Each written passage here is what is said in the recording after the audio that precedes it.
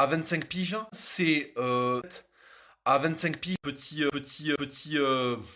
retour sur Gator de ce que j'ai vu cette semaine. Je voulais partager ça avec vous.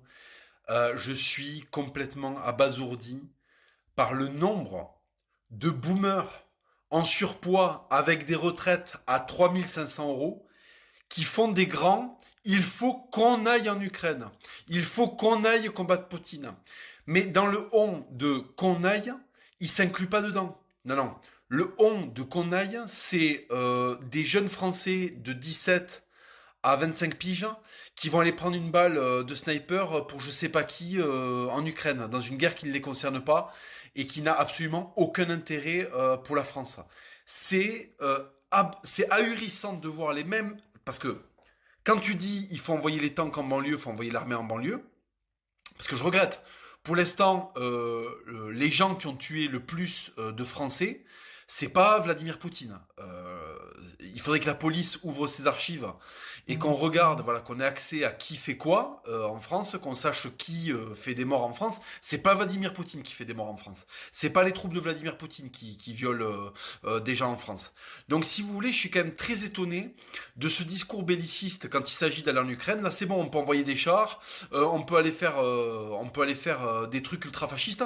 Par contre, c'est bizarre, en France, on peut pas. C'est les mêmes enculés de boomers de gauche de merde à 3500 balles là, avec des artères bouchées, elles sont encore plus bouchées que le putain de périphérique parisien entre 10h et 17h. Et ces mêmes mecs te disent, il faut envoyer des tanks, il faut qu'on y aille. Voilà. Je comprends pas en fait. Alors qu'est-ce qui se passe? En fait, les mecs qui égorgent, violent et tuent en France, ceux-là, pas d'amalgame, ne cédons pas au fascisme, je sais pas quoi. Et il faut envoyer en Ukraine, dans une guerre qui ne nous concerne absolument pas, toute la jeunesse française. Parce qu'en plus, ce qui m'énerve là-dedans, c'est que qui sait qu'on va envoyer encore? Qui sait qu'on va envoyer? C'est pas le mec qui twerk dans une église, il va pas aller se battre contre Vladimir Poutine. Vous avez bien compris que tout ça, c'est quelque chose, c'est la chimie du corps. Le mec qui va s'inscrire là, c'est comme en 14-18. Les mecs qui allaient s'inscrire, c'était pas les types qui étaient artistes peintres à Montmartre. Les mecs qui allaient s'inscrire, c'était les agriculteurs, c'était les ouvriers, c'était les types qui en voulaient, c'était les machines de guerre, si tu veux, tu vois. Donc là, qui c'est qu'on va envoyer dans le il faut qu'on y aille? Qui c'est que ça concerne ça? Ça concerne les petits que j'ai vus en me baladant dans mon village, je vous jure que c'est vrai, je vous donne ma parole d'honneur que c'est vrai. J'étais en train de me balader dans mon village, je vois des gamins en train de faire le test Cooper. Je sais pas si vous connaissez le test Cooper, c'est un truc pour calculer sa VMA.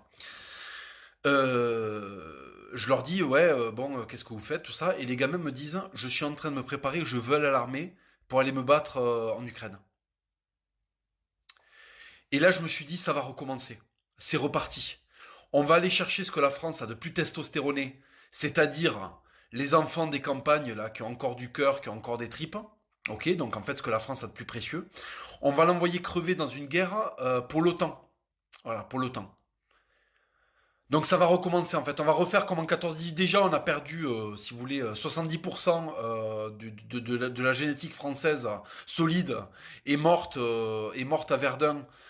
Il nous est resté après que les mecs qui font du tri administratif là dans l'administration là, il nous est resté que les mecs qui font des pauses café toutes les 1h30 là. Voilà ce qui nous est resté après la Première Guerre mondiale. On s'en est pas remis et ils veulent déjà envoyer des gosses. Enfin, ils veulent pas, mais ils sont en train d'essayer doucement d'amener l'idée que peut-être que, enfin c'est le narratif qu'il y a en ce moment quoi. C'est le narratif, le narratif médiatique, c'est putain c'est légitime, on va y aller, la fleur au fusil. Voilà, ça c'est comme en 1914, en route pour un nouveau suicide européen.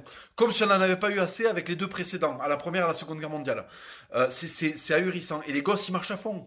Ben, les gosses, ils ont du cœur, ils sont pleins de testo, ils arrivent pas à niquer parce que si tu veux, paradoxalement, la télé a appris aux gonzesses à être des salopes, mais pas jusqu'au bout. Ce qui fait que si tu veux, ils se font allumer toute la journée, mais en fait, les baloches, elles sont pleines, hein, tu vois. Donc, qu'est-ce qu'ils veulent faire pour aller se vider les baloches? Ils veulent aller, ils pensent qu'ils veulent aller, qu'ils vont être aptés à aller buter de l'Ukrainien ou du Ruskov, peu importe. Non, mais c'est complètement délirant. Et les mecs qui veulent les envoyer faire ça, c'est des boomers.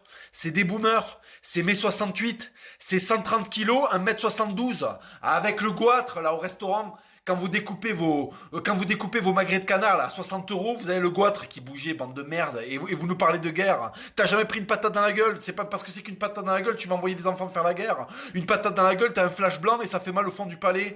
T'as jamais connu cette sensation et tu vas faire la guerre, mais ferme ta gueule.